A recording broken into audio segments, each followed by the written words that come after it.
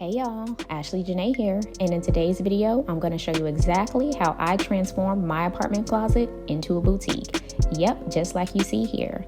This project was so much fun, y'all, and I have to show you exactly how you can do it for yourself. All you need is a little bit of time, actually a lot of bit of time, a little bit of a budget, and a little bit of patience. So if you're ready to learn how you can do the same thing for your closet, just stay tuned.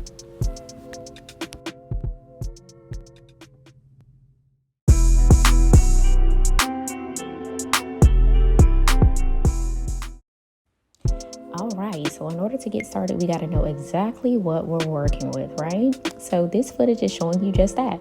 It's showing you the complete before of what it looked like prior to me starting the transformation of my closet. So to say that I was embarrassed after looking at this footage would be an understatement. Like, I couldn't believe that my closet had gotten to this condition, over time. But in order to give myself just a little bit of grace, I have been in this space for over 3 years, and this is one of the biggest closets in my apartment. So for a while, it had become kind of like a dumping ground for a little bit of everything, as you can see here on the screen. So I did decide that I just wanted to come up with a plan to change it, and that's exactly what I did. So I got my iPad out and I started to do a little bit of drawing when I decided how I wanted to feel. And that's what you can see on the screen here. Don't judge my drawing, y'all. I'm not Picasso. But anyways, I was able to come up with a design of how I wanted to feel when I walked into my closet. And I was like, I want to feel like luxurious. I want to feel clean. I want to feel organized. I want to feel like I'm walking into a boutique, right? I want to be proud of the things that I've been blessed with, right? So that's the plan that I came up with. And one thing that I do want to mention is when you are coming up with a plan, make sure that you do a lot of measuring. Measure the height, the width of everything, the depth of everything. So you know that when you're shopping for things, you know exactly what size of things you need, because you don't want to buy stuff, get it home, and then realize it doesn't fit or whatever the case may be. So that is super duper duper important. Now, the next important step outside of designing and then coming up with a plan is to purge. Now, one of the benefits of purging is that you can actually find a lot of things that don't serve you anymore. You can find a lot of things that maybe don't serve you but will serve somebody else, and you can donate them. And you can find things that maybe you're not using anymore, but they're still in great condition, and you can sell them. Like, quiet as it's kept, but I made over $400 or $500 just from selling stuff in the different closets that I was cleaning out, right? Because I had to clean out some of my other closets as well in order to move some of the things from my bedroom closet. So just to offer you guys a little bit of tips, like if you come across things that you haven't worn for an extended period of time, go ahead and either trash, purge, or donate those, or even sell them as well. Or, if things have holes in them, if they are dirty, if they're bumpy, have those fabric bumps on them, get rid of those because they don't serve you anymore. So you can make room for those new items, right? So like I said, make a pile, trash, donate, sell. Get rid of the things that you don't need to make room for the newness that you want to create, right? And this is exactly what I'm talking about. Now, this is about the midway point of me getting that closet together. And what you see here is my leftover clothing items hung up nicely on velvet hangers. Now, I will say that changing out your hangers is super duper duper important as well, because it's a nice aesthetic, right? But anyways, as you can see, the 9 cube organizers that I use 2 of them are from Room Essentials, and I was able to put them side by side. Now, you will also notice that I did leave the tops off of these particular organizers, because as you can see, I do have those railings in the middle, and in order for me to make it flush to the wall, I had to leave the tops off so it could fit. Now, that's what I was talking about with those measurements from earlier. But you'll see how I was able to get creative with the leftover tops a little bit later in the video. But what you'll also see here on the screen is the rest of the items that I was able to purchase to match the aesthetic that I was going for. Now, some of my go-to places were IKEA, of course, Target, and then also Amazon as well. Now, you will find links to a lot of the items, or even related items, if I couldn't find the exact links, down in the description box below. Now, these are affiliate links, so if you do decide to purchase from them, I will get a small commission, so thank you in advance. But I did decide to go the route route of buying a lot of my items because my name is not Bob the Builder, and I didn't feel like doing all that. I'm just being completely honest. I wanted to create a project for myself where I didn't have to do all of that building, and I wanted to share it with y'all as well, because when I was looking up things on YouTube, I was finding a lot of, options and people transforming their spaces, but they were doing a lot of like Home Depot, Lowe's type of stuff, and I'm like, that's just not me.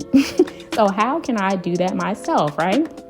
But as you can see, this was the final finished product of my closet, y'all. I had so much fun, so much fun transforming this space. Now, what we're going to do now in the next clip is we're going to go a little bit more into detail, like I said, about how I did it. So we're going to go back to where we started. So as you guys can see, this is what my closet looked like before I finished the transformation. So just quickly, let's go through those steps again. Now, when I made the decision to transform my closet, I came up with a plan and made a design, right? Made sure I got all my measurements together, got all that stuff together before I started to shop. So I knew exactly what I was shopping for, right? Then from there, I made sure that I purged. I moved things around, things that I didn't want in the closet anymore. I moved those out, put them somewhere else in the house, did that. And then I was able to get the new plan in place. Now, keeping in mind all of those things, like I said before, plan and design, purge, and then you can get started on your actual execution of your project, right? So you want to make sure you get all of those things in place before you start your project. That's so important. Decide what works for you and then go from there. Now, finally, here we are again, back at the finished result of my closet. Now, as you can see at the bottom row of those 9 keep organizers, I did add in some insert drawers, and that's where I put like my extra shoes and stuff that weren't going to match my outside aesthetic. So that's where you see like my slippers, maybe like bedroom shoes. You'll see like my gym shoes in there. And that's how you can get creative to store things that aren't going to be aesthetically pleasing, right? Now that drawer set that you just saw pass on the screen was also from Amazon. You can find it in the description box below. Like I said before, all of the black and the white boxes did come from IKEA. And then I was able to put some labels on them. And these gray boxes that you see on the screen were actually from Target. I did not include the description of them in the, I didn't include them in the description, because Target changes out things. But if you happen to run across them, I found them in the office section in the store. So good luck with that. Okay, and this is what I was able to do with those boxes from IKEA. And one thing that you want to keep in mind is that you want to leave room for growth in your space, right? But before I get there, I want to show you what I was able to do with those 9 cube organizers, the tops of them. I placed them at the top shelf so I could actually store things on top of my closet. So you got to get creative, right? But what I was saying before is you want to leave room for growth in your closet. So the good thing about these 9 cube organizers is they can fit more than one pair of shoes. And also, I have room in those extra cubby drawers. I have a lot more room in the boxes that I have stored. All the extra boxes that you see up there, like at the top, the IKEA boxes, those are empty. So if I want to store things there, I can.